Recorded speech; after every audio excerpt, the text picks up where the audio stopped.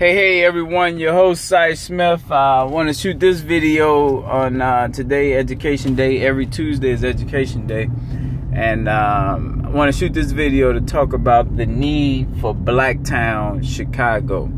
The need for Blacktown, Chicago, and also like why we have it going down 63rd Street. So the need, real simple. When you think about all the murder and the killing in Chicago, black people, which is the majority, over 40,000 people been killed since 1970, majority black in Chicago. The reason a lot of this is happening is economics. I get that. We all get that. It's hopelessness. That's tremendous. But part of it is cultural. Culture means way of life. And the way of life in our community, because of the lack of identity, is very damaging to the black people and our way of life. So right now the culture is this, and if you raising a young black boy, he has the burden of being tough. See, black men must be tough. If you're not tough, then you're the opposite, and the opposite meaning that you may be homosexual, you're soft, things of that nature. So that's the mantra that's on the black culture, that you gotta be tough, you gotta be gangster, you gotta be thuggish. Now, of course, everyone don't drink the Kool-Aid of that, everyone haven't bought into that, but I'm saying that's the overall mantra. Don't try hard. Don't try hard. You thirsty. Don't be smart. Dumb down. Be cool. Those are the things that are associated with black males in America. All dysfunctional. All of that's dysfunctional thinking, but that's what we're dealing with right now. So what we have to do is we need to make certain that culturally we have a neighborhood, a territory, an area where it's okay to let down your guard, if you will. That it's okay to be your authentic self and to not have this mantra out there of having to be tough and gangster and all of that, where it's cool to be super smart, where it's cool to be geeky, if you will.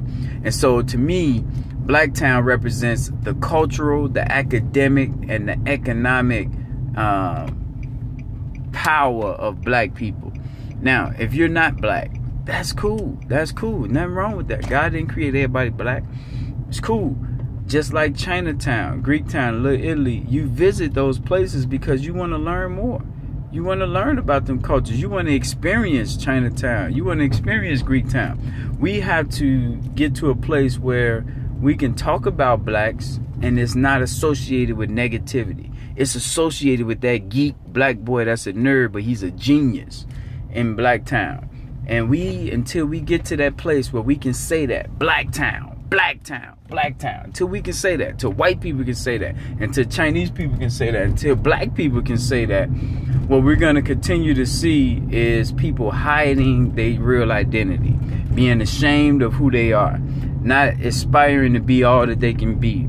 And so Blacktown is necessary tremendously to help give primarily black people that identity, and then also to let non-black people come and experience and enjoy that culture as well.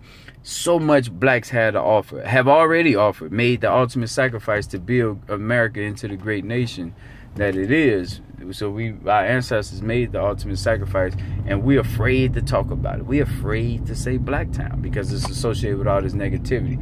So Blacktown, it will fight against that connotation. Now, 2011, we started on 63rd Street, identifying residents who agreed to make 63rd Street to Marquette, 66 to 63rd to 66 Blacktown. And the reason we said we wanted that area to be Blacktown is because the airport, and the airport, Midway, is an international airport now. 63rd isn't the direct line to the airport. 55th is Garfield Boulevard, but Garfield is so fast that people, they just speed through there. Ain't no stopping. 63rd is the place where people still stop, get out, eat, do things like that. You're not doing that on the boulevard, 55th. So it made sense to tie Blacktown to where we have international opportunities, and that's what 63rd offers more than any other territory in Chicago outside of O'Hare, and that's not really Chicago. So that's the logic, so people can understand why the South Side has Blacktown. I know my West Side has said that, but watch this. With the structure that we have all 20 black dominated zip codes. We have governors in each one. So each governor has a foothold inside of Blacktown. Blacktown runs from 63rd Street from California all the way to the expressway. It's 49 blocks long. It's longer than the Bud Billiken Day Parade. And we walk these 49 blocks 6 times a year. It takes us 2 hours and 37 minutes to walk all 49 blocks. The Pennies to Africa Parade is coming up Saturday, June 11th. We're walking again. And so the reason, again, is cultural, bringing that consciousness. Academic, the key on that end is we have to make it cool to be smart. We have to make it acceptable to raise your hand in class if you're a black male. And then the economic. So 2011, when we first started doing this, 2011 we first started Blacktown, getting the petition signed. We had 17 black businesses along that 63rd Street strip. It's down to 7 now. And actually 3 more we just added, which are barbershops and beauty salons. So 7 businesses, 10 now.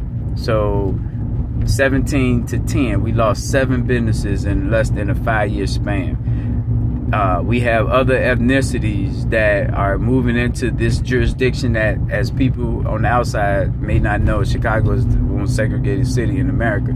So the black enclave, the black area where black people once dominated, is no longer being dominated. We have other ethnic groups moving over there. Now, the key is, if those ethnic groups that was moving over there to integrate, then that would be fine. That would be cool from my perspective. But the fact is, a lot of these people that's moving over are erecting tall fences, and they putting the big signs up saying no trespassing, dog, stay away. So they're moving in and they're saying to leave me alone. And that's un-American, because the truth is, the people who's here that was, you know, the dominant group here, you're saying, I don't want to interact with you. And that's just not how you build community. And so that's the Blacktown will allow us to say, welcome to this geographic area, welcome to this community. Here's the social norms in this area. This is what we hope you would do. But here are the consequences if you don't do it. And those consequences could be, if you playing music super late, we call the police. Whatever the norms are for that neighborhood. So anyway, economics. We now have other groups going in and out, making money, selling items, carts, things of that nature, and the money leaves the community. Nowhere in Chicago do we have a territory where the dollar stays in our community. If I'm wrong, let me know. I'd love to be wrong, but show me where that's at. We want to make 63rd to Marquette, from California to Yale, that area where we keep the money inward. So we've already asked the governors across Black Chicago to make certain that they talk to the 5 black businesses in those zip codes. So that's 100 black businesses putting money up to make Blacktown, Chicago work. So that will be very impactful to have 100 businesses all pulling money together to see to it that these 10 black businesses along 63rd Street have economic sustainability. And then we work on the cultural aspect at the same time. So that's why we put 63rd Street as Blacktown, Chicago versus the West Side. But we're going to have shuttle services bringing the West Siders to Blacktown for mock trials, bringing West Siders to Blacktown for different events. So that way our people on Division, Chicago Avenue, Madison, Jackson, they looking forward to coming to Blacktown to experience the cultural revolution. All right, it's more to talk about, but let me just leave it there. That's the reason for Blacktown, Chicago. We need it so we can stop killing each other, because we have a sense of identity. All right, thank you guys.